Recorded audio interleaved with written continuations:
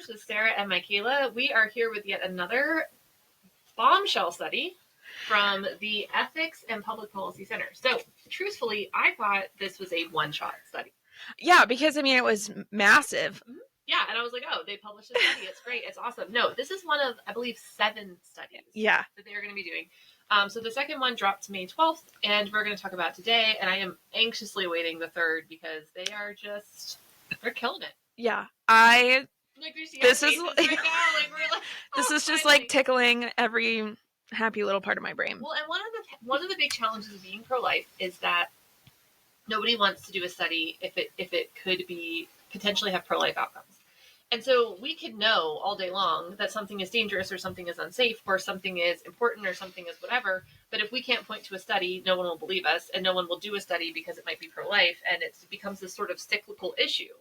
Right. And so to have studies, like really solid, awesome studies is awesome. It's fantastic because we can take this information and we can give it to legislators, we can give it to community members, we can give it to people and say, hey, no, this is real. Like, this is justified, quantified, like whatever.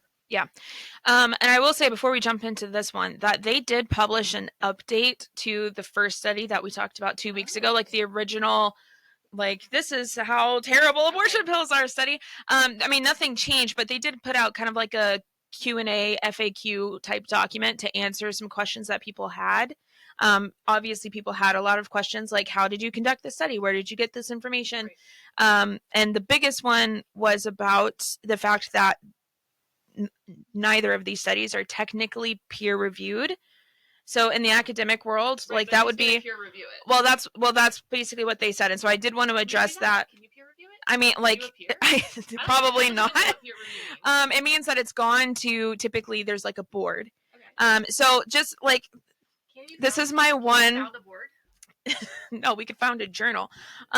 So this is my one chance to use my degree. Like, it's here.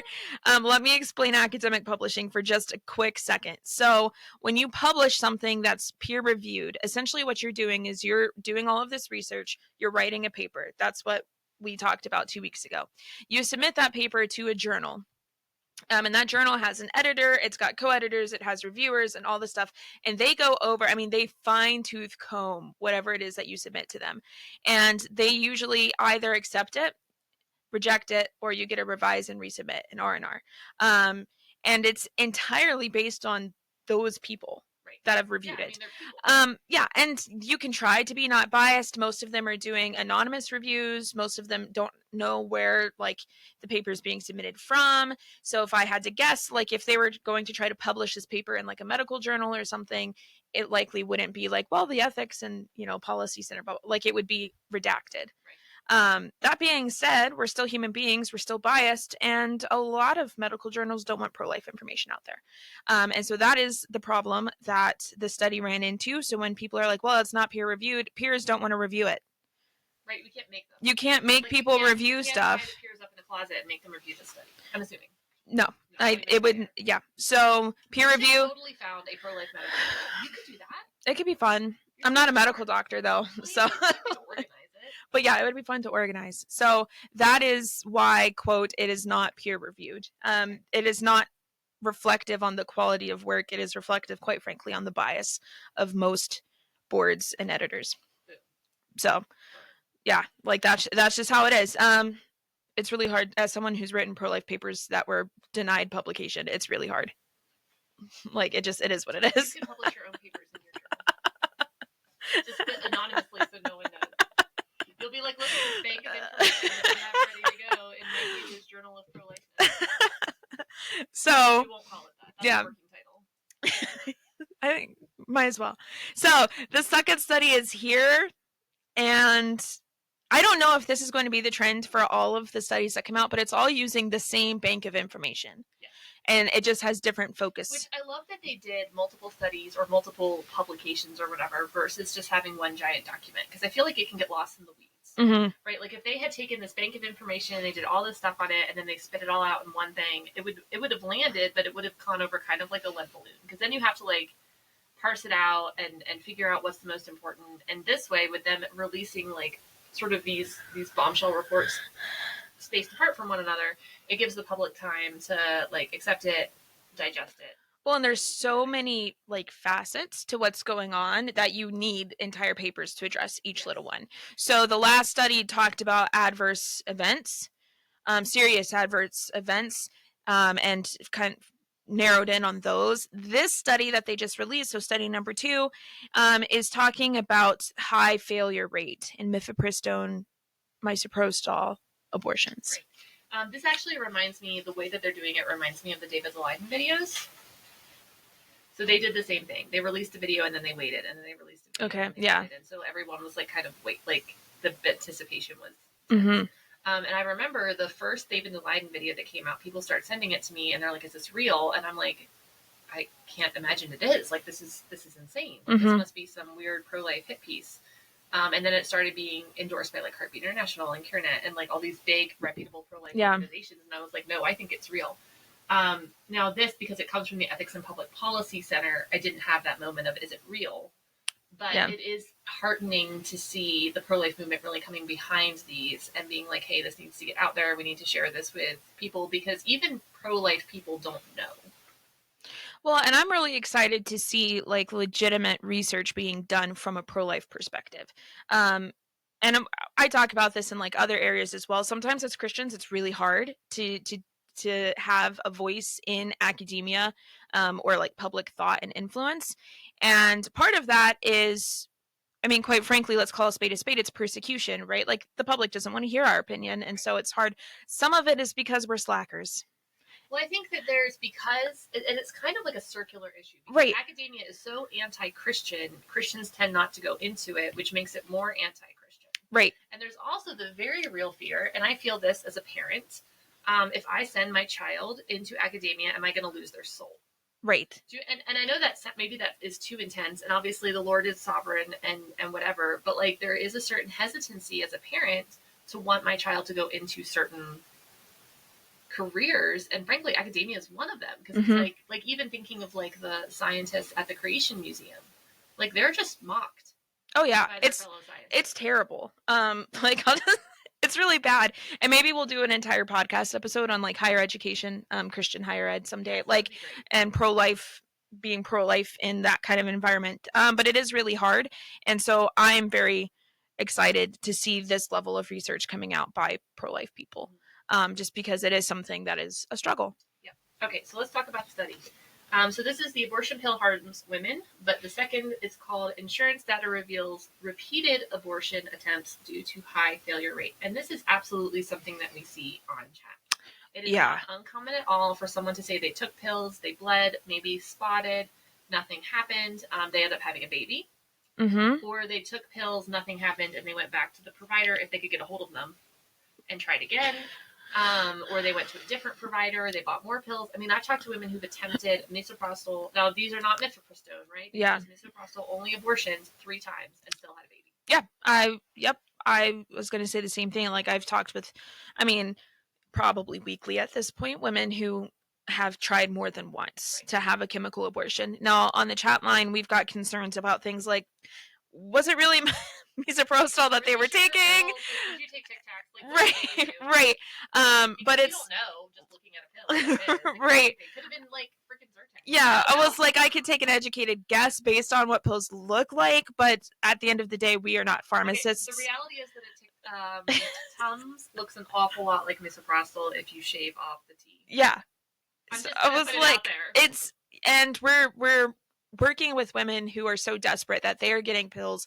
This is not, I went to the doctor and I got a prescription. Right. This is, I saw a guy handing out pills on the street and I gave him what I had, and this is what he gave me. There was a whole scandal in South Africa, one of the towns we worked in a lot. It was Pretoria. There was a dude from Nigeria, and so many of our clients talked to him and we were like, stay away from the Nigerian. Yeah, like, it was it was one guy. One dude from Nigeria selling abortion pills. It was a huge scam. We were like, don't go to the Nigerian. And they're like, how do you know? And we're like, we know.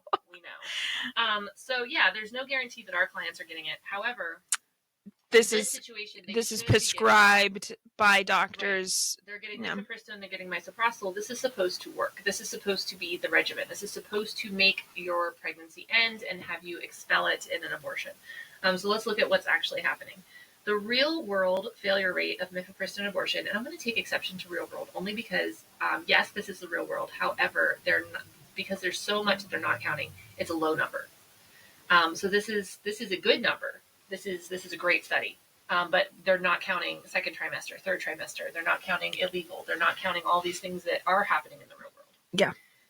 So the real world failure rate of mifepristone abortion, at least 5.26%, or about 1 in 19 cases, is double the failure rate from the U.S. clinical trials and roughly 2/3 higher than the combined failure rate from all clinical trials reported on the FDA-approved drug label.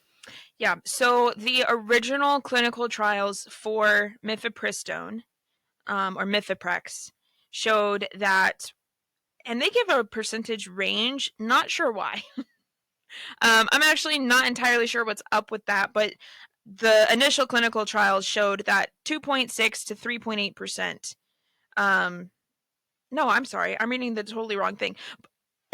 Which would explain why there is a why there's a range. I was like, why is there a range? I understood it, but I thought maybe I was No. But I'm trying to get like the exact. So roughly 2% is what, like, if you do the math, the original clinical trials said roughly 2% of women will have a repeat abortion. Right.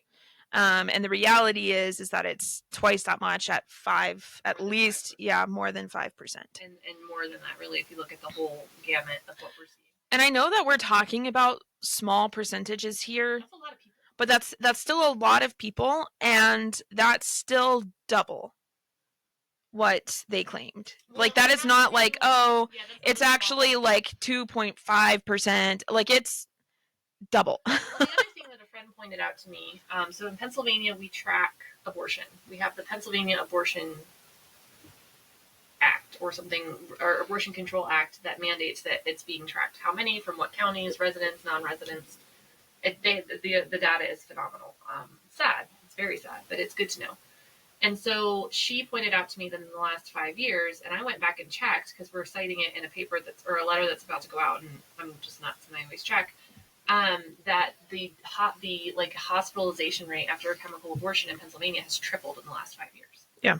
And I was like, really? Yeah, I believed her. Like, I believe her. She's not a liar. But I went and looked, and I was like, holy crap. Like, yeah, it actually has. So it's definitely, it's a huge problem. Yeah. No, I was reading this correctly. Like, I'm just questioning myself. I'm not crazy. It says here, the manufacturer and the FDA rely on the results of clinical trials in which less than 0.5% of participants reportedly experienced serious adverse reactions, and all but 2.6 to 3.8% obtained a complete abortion by taking mifepristone plus misoprostol. So what they're saying, like, the initial clinical trials said less than 0.5% are going to have a serious adverse event, which the first study proved was not true.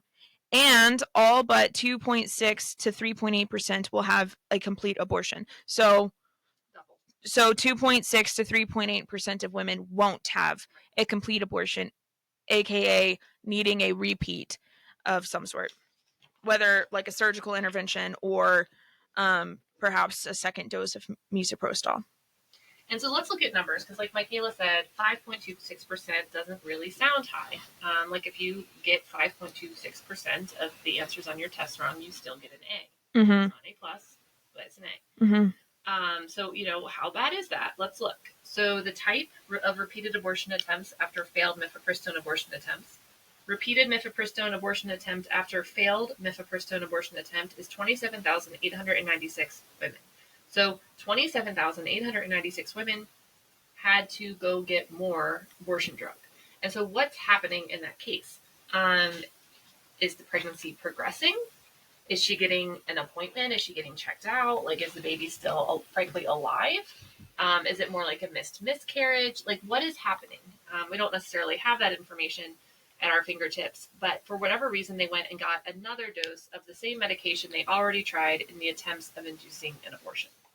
Yeah, and they do address, like they mentioned, we also observed that 1.58% of women are prescribed a second dose of misoprostol, but not a second dose of mifepristone. Right, so they're trying to induce those contractions. Yeah, so the study says a possibility suggested on the drug label for cases in which the woman is no longer pregnant, but fetal remains have not been fully expelled. So she's retaining tissue. Right, which is a huge infection risk.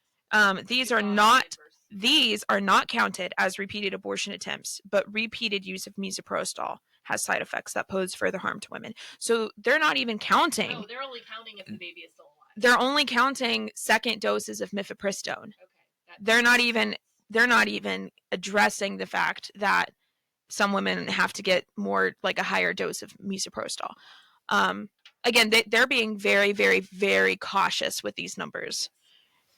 So then surgical abortion procedure after failed mifepristone abortion attempt, 24,563. This is the outcome that women really don't want to risk. There are a lot of women, I don't understand it, really, maybe someone could explain it, not me, are comfortable with a chemical abortion, but they're not comfortable with a surgical abortion. You mean morally or just like... Morally, physically, emotionally. The medication abortion feels less invasive. Mm-hmm. It feels less like serious, I guess. Like you're just going home with your pills. You're not going to be in a clinic. You're not going to have to sit in recovery. You're not going to have to go home and take the day off. There's not these kind of scary instruments being used. Yeah, there's this idea of like, oh, I'll just take these pills and everything's going to be fine. Well, that's how they're marketed. So that's not true. Yeah, that's the idea. Like, oh, I just have to take the pills and I'll be fine. And so having to go back and do a surgical abortion is like 100% not what they want. Right. And then the scary number is there's a category for both. 6,961 women essentially tried to have a chemical abortion. It failed. They go back and get a repeat dose of mifepristone and I'm assuming misoprostol as well. Still doesn't work, and they end up having a surgical abortion. So that's three abortion attempts. And those women are only counted once. They're only counted once. But that is something. Now, we don't have... I mean, we occasionally have surgical abortions on the chat line, like women who have decided to have an abortion and end up getting a surgical abortion. It does happen. It's not super common, but we do have 2, 3, 4 repeat attempts on the chat line pretty frequently. So the other thing that they do not consider here are cases in which a woman gave birth following a mifepristone abortion attempt, which in a technical sense also indicates the regimen failed to perform as intended. If these cases were also included, the failure rates would be higher. So there are women who will attempt an abortion and then it doesn't work and they see it as a gift. And we see this on the chat line too. I'm so glad it didn't work. I'm going to keep my baby. I'm so grateful. And they're like, I'm not doing this again. Mm-hmm. Now, one thing that I find very frustrating is there's this sort of vague, like, scare tactic that's used by pro-abortion proponents, like, oh, what about birth defects? What if your baby has a birth defect? Like, you should have an abortion. And it's very odd to me. Like, I don't understand. I mean, obviously there's a spiritual element, but I don't understand the rationale. If you're saying a woman has a right to choose an abortion, okay, so they're saying she has the right to choose an abortion. Why does she not have the right to not choose an abortion? Like, it's almost like they don't want women to realize that not having abortion results in the baby. Yeah. But, like, it does. I mean, that's the goal of pregnancy most of the time, is to produce a baby. And so when a woman is like, oh, no, I want to do APR, or no, my chemical abortion failed, and I want to continue the pregnancy, the pro-choice side gets weirdly angry about it. Yeah, and I also, and this could just be ignorance on my part. I don't know the study. There probably hasn't been any studies, quite frankly, about if there's a failed mifepristone abortion, what the effects could possibly have on a child. I don't know. So maybe not a study, but Heartbeat International, because they run the Abortion Pill Network, tracks it. And my understanding is that there isn't a higher incidence of birth defects. Yeah, that's what I was thinking. It's like, it's not, it either works or it doesn't, essentially. Yeah. So that always really makes me mad. And we've had, I remember years ago, we had a client who had gone on a bender after finding out she was pregnant. She was just real upset, and she went out and got, like, completely trashed. Okay. Comes into the center to get a pregnancy test, and she's like, I have to have an abortion now because my baby's going to have fetal alcohol syndrome. And we're like, no. No? I mean, we can't say for sure. Like, there's no way you can say for sure.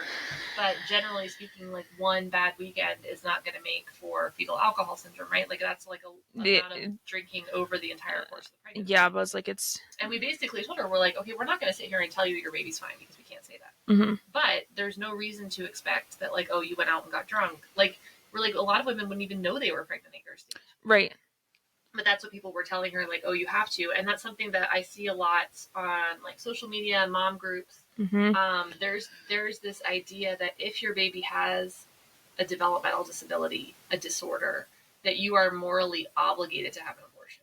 Well, we wouldn't want the baby to suffer. Right. And so women, loving mothers who want their baby, are being essentially, like, pressured into choosing abortion because it's like, well, if you really loved your baby, you would have an abortion. Like, it's very twisted. So then when women do choose to have their babies, other women will attack them over it. Like, I can't, like, and so we chose, Anthony and I chose to transfer abnormal embryos, right? Yeah.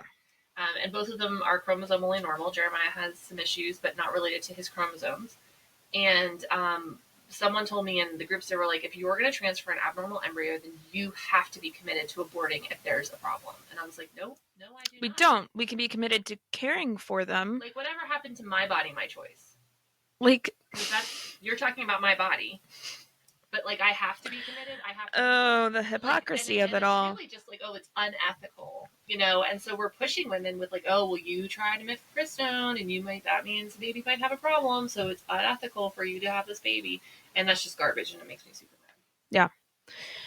So the other interesting thing about the second installment of the study is that, so as previously reported, 11% of women experienced sepsis, infection, hemorrhaging, or another serious adverse event within 45 days following a mifepristone abortion, combined with the 5.26% of women who undergo a second abortion attempt following the failure of the mifepristone abortion regimen and adjusting to avoid double counting. We find that 13.5%, or roughly 1 in 7, experience at least one serious adverse event or repeated abortion attempt within 45 days of first attempting mifepristone abortion. So and that's not even counting needing multiple doses of misoprostol. I think the number's going to keep climbing. But, so we looked back and I was like, wait, didn't they count repeated abortions? No, they counted under adverse event, they counted repeated surgical abortions. They did not count the 27,896 women who had a repeated mifepristone abortion. Chemical abortion, yeah. So when you add those two together, again, select out for double counting, we're now saying that over 13% of women who attempt a home abortion in the right trimester, under the supervision of a doctor, with pills they can trust, 13.5% of them will either need to go through an abortion again, or they are going to have an adverse, life-threatening event. Yeah. The numbers are not great. And quite frankly, needing to go through an abortion again for the same pregnancy is a serious life-threatening. Like, that's retaining tissue, that's infection, sepsis, all hemorrhaging, all of the...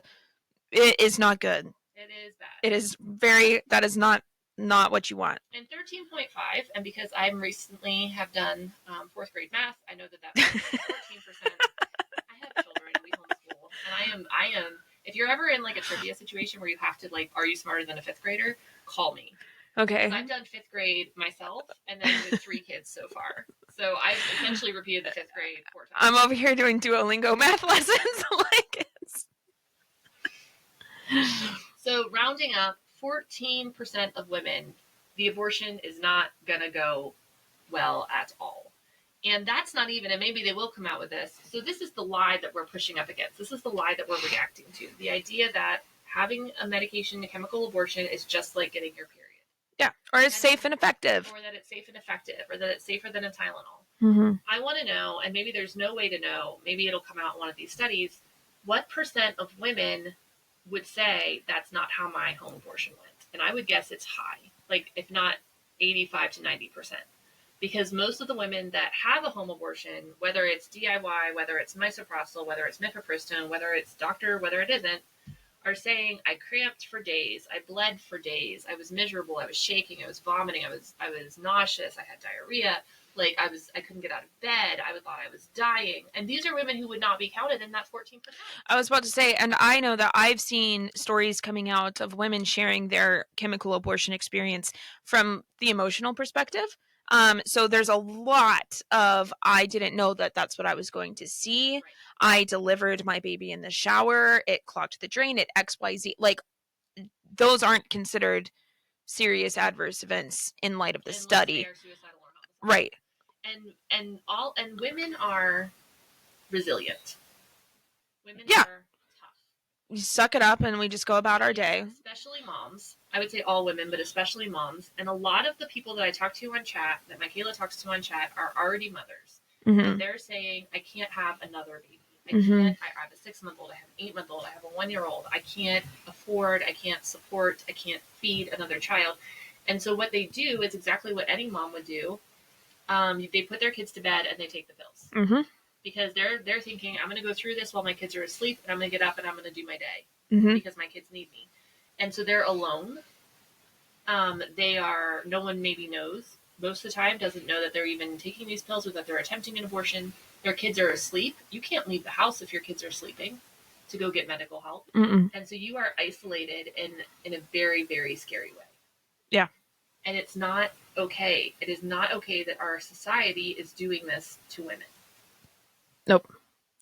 Yeah. So, I mean, it's a very well done study. It just goes to show that the FDA is claiming that mifepristone is safe and effective, and the quote real world stories are showing that that is simply not true. And I want to read like the final paragraph here, because quite frankly, I think that it sums it up. Well, maybe, like, so you can access the study via the Ethics and Policy Center's website, but I am going to give you the heads up that printing the PDF is a nightmare experience. So did I, but like it was complicated. Oh, okay. So I think we have the same study. It's just, it's like printed slightly different. But looking at those last paragraphs, it's the same thing. So direct quote from the study out of the conclusion. In light of these findings, which is that abortion is neither safe or effective, the FDA should immediately reinstate its earlier, stronger patient safety protocols to ensure physician responsibility for women who take mifepristone under their care, as well as mandate full reporting of its side effects. The FDA should further investigate the harm this drug causes to women and, based on objective safety and effectiveness criteria, reconsider its approval altogether. Women deserve to know the truth. Women deserve better than the abortion pill. Amen. So in the first study, and they're still saying this, they're like, okay, we need to reinstate safety protocols. We need to reinstate the REMS, appointments, all this stuff. But they're also saying reconsider its approval altogether. And let me tell you that if we could remove the approval for the medication abortion in the United States of America, that would be a banner day. Yeah. Now, it does not put the lid back on Pandora's box. No, but there would be a new host of problems that always come up. I mean, quite frankly, like this, we saw the same thing with the overturning of Roe v. Wade. Banner day, new problems. Right. And the thing is, we as pro-lifers have to be comfortable with cleaning out the closet. That's what I keep telling people. Yeah. So it's like you have a closet, and I might have even mentioned this on the podcast before, and you want to clean it out. It's spring, or your mom's coming over, or the cat peed in there, whatever it is. And so you pull everything out of the closet, and now you have a bigger mess, and you're sitting there thinking, why did I even start this? Mm-hmm. I could have left everything in the closet, and we could have gone about our day, and I wouldn't be dealing with this gigantic mess. We are pulling this stuff out of the closet, and it's going to get worse before it gets better. And as pro-lifers, we need to be okay with that. We need to be okay with the landscape changing. We need to be okay with new challenges. We need to be okay with hard things because we're making progress. And I've talked to pro-lifers, and it like gets me so riled up that honestly wish that jobs had never happened. Mm-hmm. Because they're like, oh, it just made everything harder. And I'm like, stop. Like, what are you saying? Like, you want abortion to be legal because it's comfortable? Because we are good at dealing with it? Absolutely not. Nope. And so that to me is that same rationale of like, oh, abortion should be safe and legal. Yeah, well, people are going to do it anyway, so we might as make it safe. Right. No, absolutely not. We need to ban abortion. We need to ban this medication abortion. We need to do all of those things because that's how we fix our country. And that's how we return to God. And that matters. And that's important. And it is going to make things harder. And it is going to hurt people to a point because people are going to do it illegally. But you don't make something legal just to make it safe. Yeah. Especially when every successful abortion, which is most of these, right? Or all of these, because they're not counting the unsuccessful ones. Mm-hmm. Every successful abortion results in the death of a child. Yeah. And we can't forget that. Yeah. So the table, right before the conclusion, it talks about, again, we're talking percentages, right? We're talking 13.51%. What number is that? 116,938 women.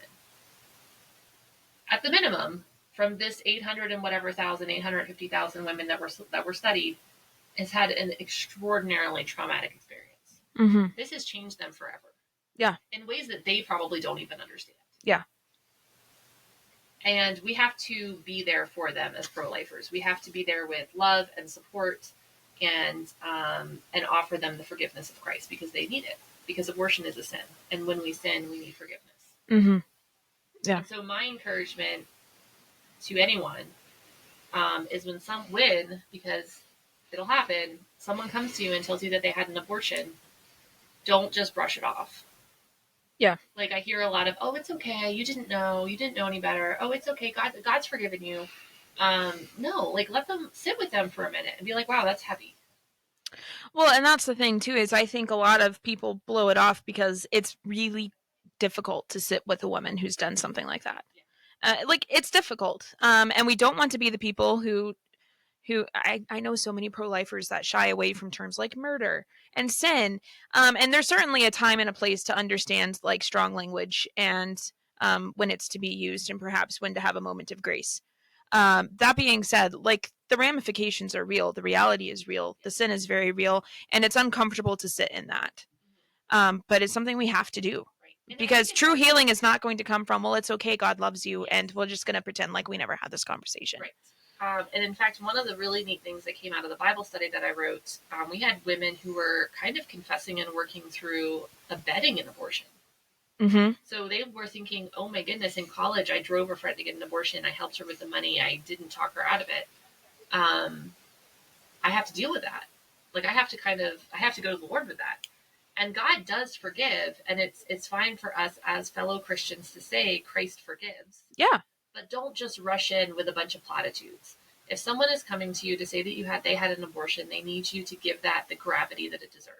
Well, we have to confess our sin before it can be forgiven. Right. And I think that includes understanding the gravity of the situation. It can't just be like an LOL, I'm a liar, but God loves me. Right. You know, like you have to actually come to terms with what it means to have told a lie. Right. And I think as Americans, we struggle with silence. Mm-hmm. And we want to fill the gap. We want to fill the space. We want to make it as noisy as possible. Let it be silent. Someone comes to you and says that, say, I'm here for you. Like, let's talk about it. Tell me what happened. And let them process. And I'm not saying we need to jump the other side either and be like, oh my goodness, you murderer, you. No, that's not the move. That's not the move. Let's find the nice middle ground. Not the move. Sit with them, listen to them, let them tell their story. Encourage them to find healing, whether that's through a local pregnancy center or a post-abortive ministry like Rachel's Vineyard, and be there for them because if they chose to trust you with that information, that's an honor. Yeah. It is really hard to tell someone that we screwed up. Yeah. It's even hard for me to tell someone that I screwed up in like not a significant way. Yeah, I was about to say like even something that's quite frankly like not that important. I would be like, Like you get that sick feeling in your stomach, yeah. And you're like, what are they going to say? What are they going to think? What are they going to? And that can be something super minor. Mm-hmm. This is much bigger than that, and so it deserves. You need to be the trusted person, and you need to honor what they've brought to you, and do your best to manage it, handle it in a way that honors God, honors their baby, and honors them, because all sin is forgivable, mm-hmm. and Christ died for all of our sin. According to the scripture. And so, yeah, abortion is 100% forgivable, but we also need to love that woman or man who's recovering from that. And we need to realize too that it never really goes away. They don't forget that baby. They don't forget that instance. It's not like, I don't know, like if I backed into Mikayla's car and I didn't, by the way. I was like, And I was like, oh my goodness, Mikayla, I'm so sorry. I didn't mean to back into your car. Let me pay for it. Let's fix it. And then eventually I'll forget. You'll forget. We might joke about it, but it goes away, right? I just talked to a post-abortive man a couple weeks ago, and the grief in his voice when he told me, and his child would be like my age. Yeah. Like, this is not recent. Yeah. But he paid for the abortion because he's like, I thought it was the right thing to do. Yeah. And he's never really gonna recover from that this side of heaven. And people who are post-abortive need other Christians, other believers, other people in their life that are willing to hold space for that aborted child. Yeah, I mean, the saying goes, sin has consequences, you know, and yes, sin can be forgiven. Consequences don't necessarily go away. Eternal consequences do. But mortal consequences, not so much. So, yeah, it's really hard. It's a lot. And if you're someone that struggles with, man, I don't love this. I don't want to hear that women need to be forgiven. I want women to be in jail. I want consequences. I want people to know that they did wrong. I would really encourage you to go on to like Rachel's Vineyard or some of the other post-abortive websites and read some of the testimonies, and you will realize that the woman has put herself through more judgment and condemnation and grief and guilt and shame than anyone ever could. And she doesn't need us to heap more on her. Well, and understanding too that these are snakes that we're dealing with when it comes to abortion pill providers. Like, I don't know if that's too mean, but they're snakes. I think it's mean to snakes. Like, I actually like snakes. I like snakes too, but I'm like, these are, I mean, like, one is a slimy, low down, nasty creature, and one is just a snake. Yes, but I mean, it's so infuriating to see the level of deception, and it's deception on every possible level. I mean, it's financial deception, it's emotional deception. The FDA's out here with medical deception. I mean, it's deception on every possible level. Well, and we women have been sold a cultural lie that abortion is not a big deal, that it's good for us, that it's empowering, that it's like getting a tooth pulled, that it's like taking a Tylenol, and then when we find out it isn't. So it's just, it requires a lot of grace, and I get it. Like, it can be infuriating to think about a woman making that kind of a decision about a child, right? Like the most innocent among us. That being said, look at our culture, look at what lies were being sold, look at what abortion pill companies are telling people, look at what the FDA is telling people. It's awful. It's awful. And these are and it doesn't we should be able to trust. Right, and so I'm not saying that excuses anything, but have a little bit of grace. Yes. And the thing is, we've all sinned. You may think that your sins aren't as bad as a post-abortive woman, or someone who's been a murderer, or someone who's been a drug dealer, but trust me, they are. Yeah. We have all fallen short of God's glory, and we've all missed the mark. And Christ has offered us forgiveness, but we're not better than someone else. Nope. That's the Jesus moment. That's the Jesus moment. Yeah. So this is a tough series. It is a tough series, but I'm like I said, I'm so grateful that the research is coming out and that we have tangible numbers to stand on. Because I think you and I knew for several years that the situation was not as good as it's made out to be by the FDA. Right. But to have tangible US-based evidence that is the case is a really big deal for pro-life people. Yes, and hopefully help us get this drug off the market, and at least in a legal way. Yeah. So in some way, I'm dreading the next study because they just keep getting worse. And so by the time you get to study number 7, like I'm just... You're just, the chairs are going to be we're just laying on the floor because, and I anticipate, like, if they were smart, and I am sure that the Ethics and Public Policy Center are full of smart people, I imagine that each study builds on the one before that. I have a feeling that total number is going to get pretty dark. Yeah, and so I think it's slowly piling up. So I am dreading it, but I'm also looking forward to reading the insights and what all they looked at. And we will cover it when it comes out. Yes, but if you don't trust us, because I'm of the opinion that you should always go and check things out for yourself. Like, I'm that person who's like, if my pastor's reading from the Bible, I'm reading right along with them. Be like, Pastor Brown's not gonna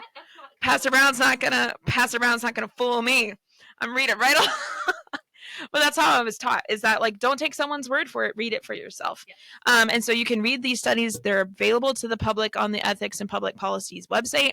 But even more interestingly, they published all of, like, the raw data So if you don't even trust their interpretations of the data and you have one of those brains that likes looking at stuff I love research, but I am not a social scientist, and so you start getting into data sets and Python and all. I'm just like, you know what? Like I'll muster up a shred of trust for someone else. If you major in psychology at Geneva, you have to do stats. Yeah. And that's why I'm a minor. Yeah. Because I could have double majored, and my professor was like, Sarah, I really love you. This ain't it. Nope. So, but you can go and access all of the raw data and interpret it for yourself. Yep. Don't know that you'll come to a different conclusion, but if it makes you feel better. And then you can email us and let us know, podcast@promisingpodcast.org, and we will see you next week.